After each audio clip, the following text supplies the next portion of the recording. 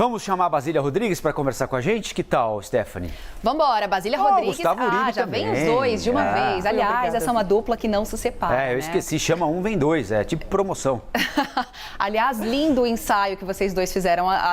Espero o convite do casamento, viu? Fizeram ensaios à la noivos. Muito lindo. Nas redes sociais dos dois, tá valendo a pena conferir, viu? As fotos mais picantes a gente não revelou. A gente Porque guardou. não foram tiradas. Essa hora não, gente, por favor. Basília, vamos acalmar então o Gustavo Uribe e falar um pouquinho de política, né? Esse evento de hoje à noite, esse jantar, o encontro do ex-presidente Lula com parlamentares do MDB, mas de outros partidos também, parlamentares, inclusive de partidos de centro que fazem oposição ao presidente Jair Bolsonaro, né? Há uma tendência, de novo, Basília, de que, em se confirmando ou não a candidatura de Simone Tebet, o PSD tomando ou não lado no primeiro turno, que parece que não vai acontecer, que esses partidos, estejam rachados pelo país, ou seja, o MDB de Alagoas fazendo o que é mais conveniente para ele, o do Maranhão também, o do Rio Grande do Sul também, e que no final das contas, esses partidos ou uma parte deles que se colocam como terceira via, acabem optando pela primeira ou pela segunda? Oi, tudo bem? Colombo, Stephanie, Uribe, é picante mesmo hoje na nossa pauta política esse jantar à noite sendo oferecido aí por parlamentares de diversos partidos políticos, o anfitrião da noite, né? É o ex-presidente do Senado Federal, Eunício Oliveira, que é do MDB, partido que lançou Simone Tebet à presidência da República, só que tem alguns integrantes desta legenda que não botam fé na candidatura de Tebet e por isso fazem claros acenos ao ex-presidente Luiz Inácio Lula da Silva. Pelo menos metade da legenda, pelo menos metade da bancada de senadores do MDB estará neste jantar que está previsto aí para ocorrer às 7h30 da noite de hoje. Só que eles chamaram mais pessoas, né, para dar aí volume. Tem parlamentares da Rede Sustentabilidade, parlamentares do PSD, citado por você aí na pergunta, Colombo, como o ex-presidente da CPI da pandemia, Omar Aziz, ele é esperado neste encontro mais à noite. E o PSD que ainda não escolheu um lado, né? Não tem presidenciável e também não tem lado ainda, pelo menos não de forma taxativa, ainda que alguns de seus integrantes afirmam, estamos com Lula. Outro nome que chama atenção também é o da senadora Cátia Abreu, que é do Progressistas, que é partido da base aliada do presidente Jair Bolsonaro. Então tem um combo ali de tudo. Falei agora há pouco com o senador Randolfo Rodrigues, ele que é da Rede Sustentabilidade, tem encabeçado aí como um tipo de militante, de apoiador de primeira ordem do ex-presidente Luiz Inácio Lula da Silva nessa disputa à presidência da República. Ele classificou o jantar de logo mais de um encontro de frente ampla, né? Pegou ali um pouco dos dissidentes de suas bancadas, né? Dissidentes de seus partidos para dar um número neste encontro, né? Dar um volume de espectadores deste encontro logo mais. Só que tem aí uma conotação muito mais regional do que nacional. O que eu quero dizer? Ainda que esteja no centro destas discussões, no tipo de beijamão, o ex-presidente Lula, que é o candidato que desponta nas pesquisas, o impacto do encontro de hoje é muito mais relacionado com o projeto pessoal de cada parlamentar, de cada político que está ali interessado na eleição ou reeleição agora, ou seja, impacto na soma de votos junto ao seu eleitorado para chegar ao Senado Federal ou à Câmara dos Deputados. O próprio Eunício Oliveira, que já presidiu o Senado, não conseguiu se reeleger e agora está aí esboçando uma campanha à Câmara dos Deputados. Então tem um tipo de todo mundo está de olho no próprio umbigo também e como essa aproximação com Lula pode resultar em apoio nas eleições deste ano. No caso de Tebet, falando com interlocutores da presidenciável pelo MDB, eles afirmam que o encontro de hoje não faz nem cócegas em Tebet, que ela está despreocupada porque tem o apoio de boa parte dos diretórios MDBistas. Dos 27 diretórios, somente 5 faz acenos claros a Lula e não a Tebet. Uribe, aí não faz nem cócegas, tudo bem, mas a gente vê os candidatos da chamada, né, terceira via também não despontando nas pesquisas eleitorais. Interesses pessoais nesse jantar de hoje à noite, logo mais, às 7h30 da noite, marcado aí em Brasília, mas de que forma isso repercute também nas legendas, né? Esse tabuleiro complicado dessa terceira via que tenta se firmar.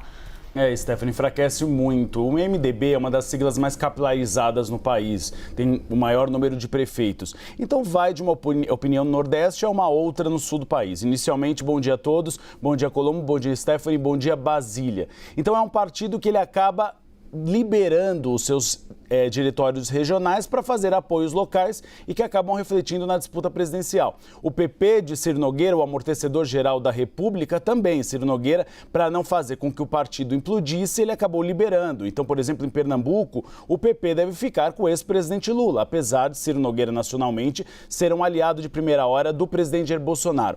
O grande problema da terceira via agora é a definição de uma candidatura única. E é preciso falar com os russos, no caso, com os tucanos. João Dória não pretende desistir, isso nos bastidores ele fala claramente. Então há uma possibilidade, isso é o grande temor da terceira via, que essa terceira via vire na verdade uma bifurcação, com duas candidaturas separadas. De um lado João Dória e Elisiane Gama do Cidadania e de outro lado Simone Tebet e Luciano Bivar do União Brasil. Esse é o grande temor. Na semana que vem deve haver uma nova reunião dos presidentes dos partidos de centro e eles devem discutir e definir os critérios para a escolha dessa candidatura. Eu e a Basília Rodrigues, a gente trouxe na semana passada 4 critérios que estão na mesa. 2 deles das pesquisas, tanto nacionais como internas. Índice de intenção de voto, e todos eles patinam aí, com menos de 5% das intenções de voto. E segundo, nível de rejeição. E aí Simone Tebet sai na frente e também Eduardo Leite, do PSDB, contra João Dória, que tem um dos maiores índices de rejeição. Apesar de João Dória estar no movimento de queda desses índices. E aí há 2 fatores que acabam favorecendo um pouco mais João Dória e também Simone Tebet. Um deles é a capilaridade desses partidos no país. Número de prefeitos, número de vereadores. Aí o MDB e o PSDB saem ganhando. E aí também há uma questão que é o recall eleitoral, ou seja, o passado. Qual foi o tamanho destes nomes em eleições do passado? E aí João Dória sai ganhando, obviamente, porque ele foi governador de São Paulo, o maior reduto eleitoral, a maior população do país e, portanto, teve um índice de votação maior do que Simone Tebet no Mato Grosso do Sul. Então, esses critérios devem ser definidos na semana que vem, numa reunião entre os presidentes, para que chegue até o dia 18, então, com uma definição.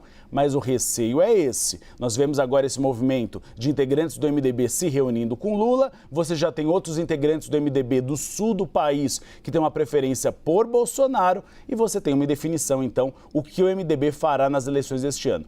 O ex-presidente Michel Temer tem sido muito cordato e muito, na verdade, discreto nessas movimentações. Eduardo Leite já 2 vezes tentou se aproximar dele para convencer João Dória, na verdade, a desistir, fazer com que Temer entre nesse circuito, mas Temer tem colocado o pé no breque, tem dito que não irá se indispor com João Dória neste momento. Então, nesse momento, a terceira via pisa em ovos, mas uma definição rápida é necessária, porque o tempo da campanha eleitoral é curto. O candidato, se for definido, por exemplo, agora em maio, vai ter 4, 5 meses para fazer campanha. No caso de Simone Tebet, ela é pouco conhecida. É um tempo curto para rodar o país. Então, é uma dificuldade muito grande. É por isso que cada vez mais, caso essa terceira via acabe não decolando, você deva ver e deva acompanhar essas traições de bastidor que são normais em campanha eleitoral.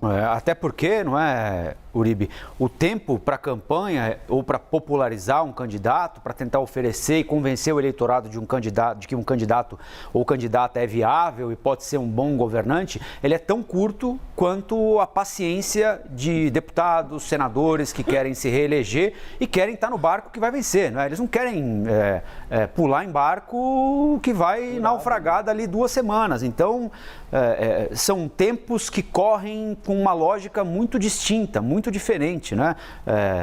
Eles não dão tempo ao tempo, né? Até porque não há tempo. Há um mandato a ser renovado. E se ficar num barco que não vai embalar, a chance deles ficarem de fora é monstruosa, né? E essa lógica do governo de São Paulo, né, Uribe, Basília, é muito curioso como isso é levado em conta, né? em tese, é claro que é um ativo, né? Governar o maior colégio eleitoral do país e tudo mais, mas nunca dá certo, né? Porque sempre vendem esse peixe de que o governador de São Paulo, não, veja bem, porque São Paulo, não, mas São Paulo. O governador de São Paulo foi candidato à presidência em 2006, perdeu. Em 2010, perdeu. Em 2018, perdeu. E o melhor desempenho do PSDB, por exemplo, em eleições nacionais recentes, foi com o Aécio Neves, que não tem vínculo nenhum em São Paulo, mas teve quase 70% dos votos em São Paulo naquela ocasião, em 2014, e por isso quase venceu a eleição para a presidência da República. Então, o microcosmo, né, de São Paulo. Tem essa impressão de que São Paulo, na verdade, é a locomotiva do país, mas o Nordeste e o Norte pensam de maneira muito diferente. Então, e o paulista também, né? E o paulista também, porque é muito difícil que haja correspondência aqui em São Paulo entre o governador eleito e o presidente mais votado, né? As coisas não têm essa lógica, né? Que, enfim, os políticos acham que tem e até deveria ter, mas não tem. Não é? É isso.